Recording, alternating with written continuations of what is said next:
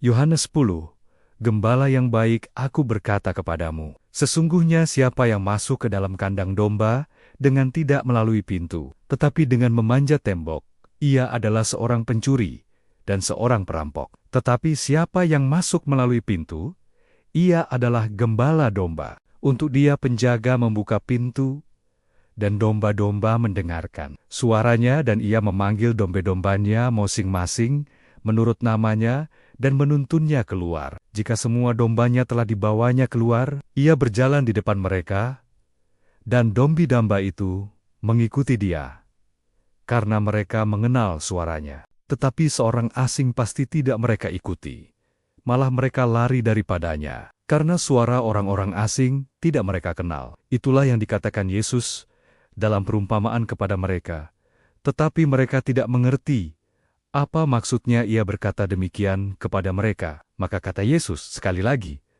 aku berkata kepadamu, sesungguhnya akulah pintu ke domba-domba itu. Semua orang yang datang sebelum aku adalah pencuri dan perampok, dan domba-domba itu tidak mendengarkan mereka.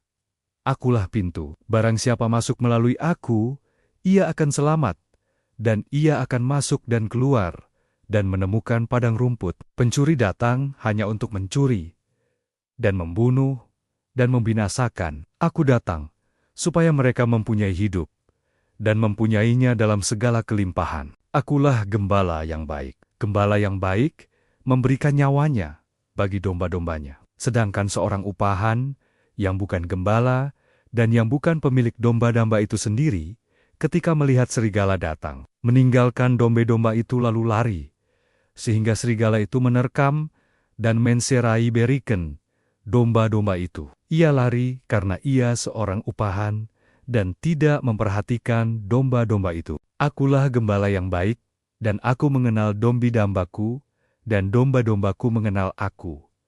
Sama seperti Bapa mengenal aku, dan aku mengenal Bapa. Dan aku memberikan nyawaku bagi domba-dombaku. Ada lagi poduku, domba-domba lain, yang bukan dari kandang ini. Domba-domba itu harus kutuntun juga, dan mereka akan mendengarkan suaraku, dan mereka akan menjadi satu kawanan dengan satu gembala. Bapa mengasihi aku, oleh karena aku memberikan nyawaku untuk menerimanya kembali. Tidak seorang pun mengambilnya dari poduku, melainkan aku memberikannya menurut kehendakku sendiri. Aku berkuasa memberikannya, dan berkuasa mengambilnya kembali. Inilah tugas yang kuterima dari Bapakku. Maka timbullah pula pertentangan di antara orang-orang Yahudi karena perkataan itu. Banyak di antara mereka berkata, ia kerasukan setan dan gila. Mengapa kamu mendengarkan dia? Yang lain berkata, itu bukan perkataan orang yang kerasukan setan. Dapatkah setan memelekan mata orang-orang buta? Yesus ditolak oleh orang Yahudi.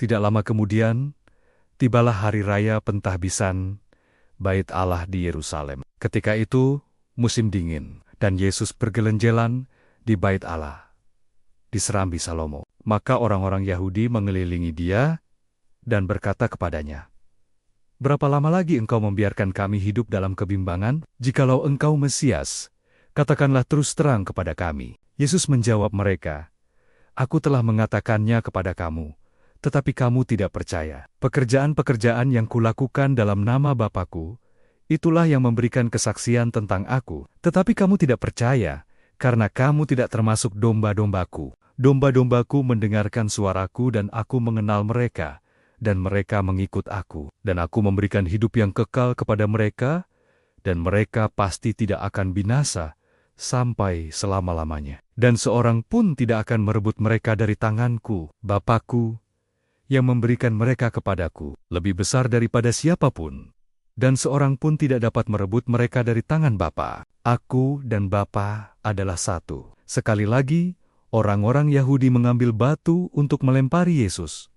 Kata Yesus kepada mereka, banyak pekerjaan baik yang berasal dari Bapakku yang kuperlihatkan kepadamu. Pekerjaan manakah di antaranya yang menyebabkan kamu mau melempari aku? Jawab orang-orang Yahudi itu, bukan karena suatu pekerjaan baik, maka kami mau melempari engkau, melainkan karena engkau menghujat Allah, dan karena engkau, sekalipun hanya seorang manusia saja, menyamakan dirimu dengan Allah. Kata Yesus kepada mereka, "Tidakkah ada tertulis dalam kitab Taurat kamu?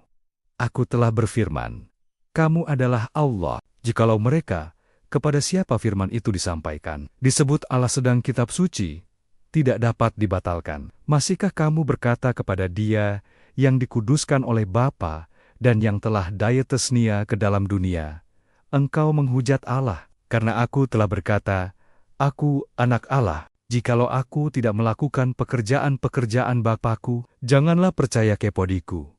Tetapi jikalau aku melakukannya, dan kamu tidak mau percaya kepadaku, percayalah akan pikorjan-pikarjan itu, supaya kamu boleh mengetahui dan mengerti bahwa Bapa di dalam aku dan aku di dalam Bapa.